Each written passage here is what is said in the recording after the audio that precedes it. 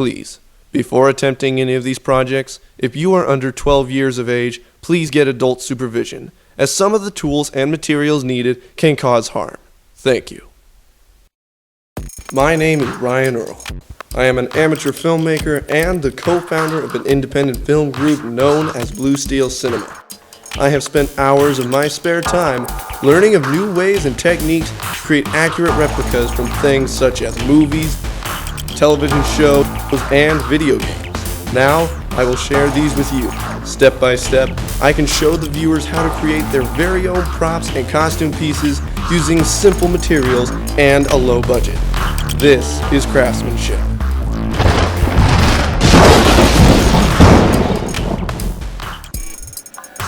Hey everybody, welcome back to Craftsmanship. We know we've been gone a while, but you know what? We're back and we are ready to get back to work. Now last season, we wanted to end it with a huge project that many would like. And the choice that we came up with was to show you how you can make your very own lightsaber from the Star Wars series. Well, to kick off our next season, we're going back to Star Wars. And as our choice of project, we're going to show you how you could create your very own DL-44 blaster. Or, as many know it, the Han Solo gun.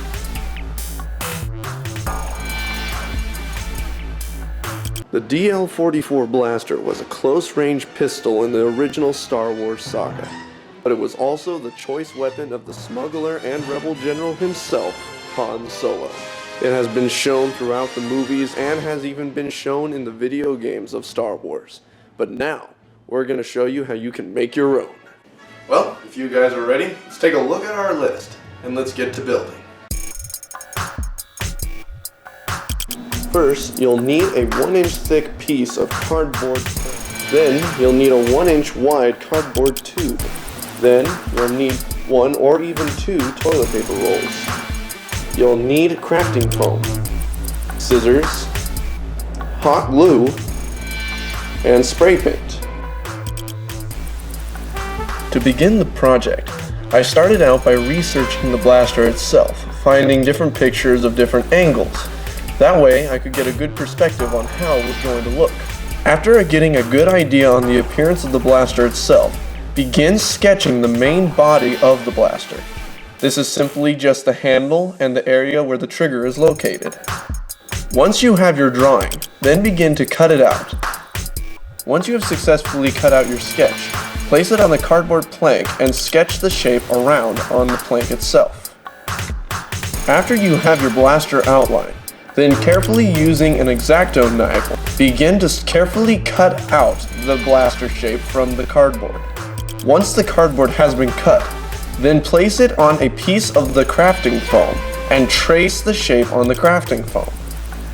You will then begin to cut out the shape that you made from the crafting foam.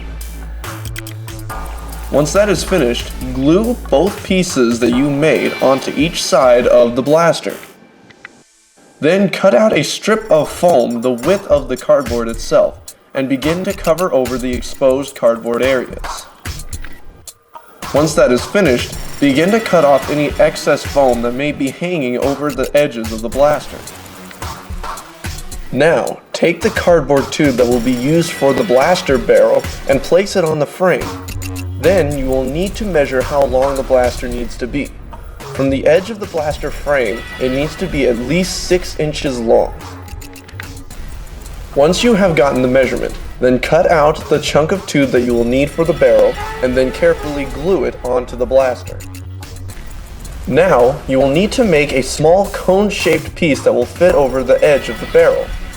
Using a toilet paper roll, cut it down the middle and cut out a small chunk and then roll it into a small funnel. Once you have the funnel made, then carefully glue it onto the tip of the blaster barrel.